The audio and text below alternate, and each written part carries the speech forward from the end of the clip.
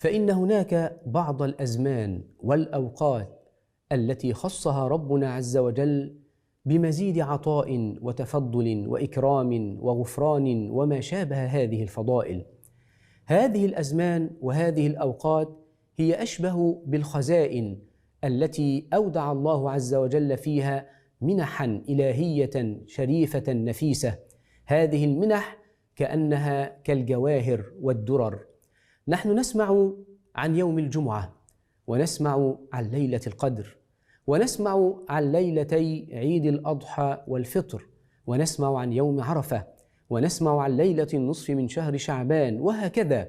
هناك أزمان كثيرة وأوقات كثيرة خصها ربنا عز وجل بمزيد إقبال على الناس وبمزيد إقبال على العباد. هذه الأزمنة هي في ذاتها جواهر ودرر، والمطلوب منك أيها الإنسان أن تستثمر هذه الأوقات، وأن تستثمر تلك الأزمان التي أودع الله فيها منحا نفيسة شريفة. هذه الأزمان والأوقات يقبل الله فيها على عباده، فمن كان في نفسه شيء فليسأل الله عز وجل. هذه الأزمان والأوقات أودع الله فيها الكثير من الجواهر والدرر، حتى إنها تكون من أفضل الأوقات في التواصل بين السماء والأرض. من هذه الأزمان ليلة النصف من شهر شعبان، هذه الليلة الكريمة التي ثبت فضلها في الكثير من أحاديث سيدنا رسول الله صلى الله عليه وسلم.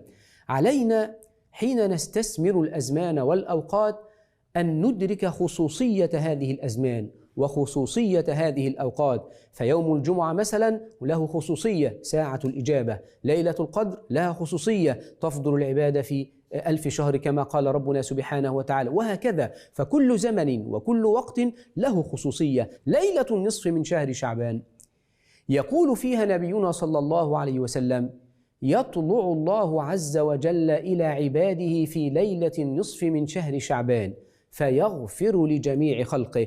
لاحظوا كلام سيدنا رسول الله صلى الله عليه وسلم، يخبر لنا عن خصوصية هذه الليلة. خصوصية ليلة النصف من شهر شعبان أنها ليلة المغفرة، وأنها ليلة الإكرام، وأنها ليلة العطايا، وأنها ليلة القرب من الله عز وجل. فهذه الليلة فيها الغفران من الله عز وجل لجميع خلقه. يقول صلى الله عليه وسلم: يطلع الله إلى عباده في ليلة النصف من شهر شعبان، أي يتفضل الله إلى عباده بقدر زائد وعطاء مخصوص. ما هو هذا القدر الزائد؟ ما هو هذا العطاء المخصوص؟ فيغفر لجميع خلقه. إذن هذا العطاء هو المغفرة، هذا العطاء هو الغفران والإكرام. لكن هناك حاجز واحد ومانع واحد يمنع عنك هذا الغفران ويحجز عنك هذه المغفرة. ما هو هذا المانع؟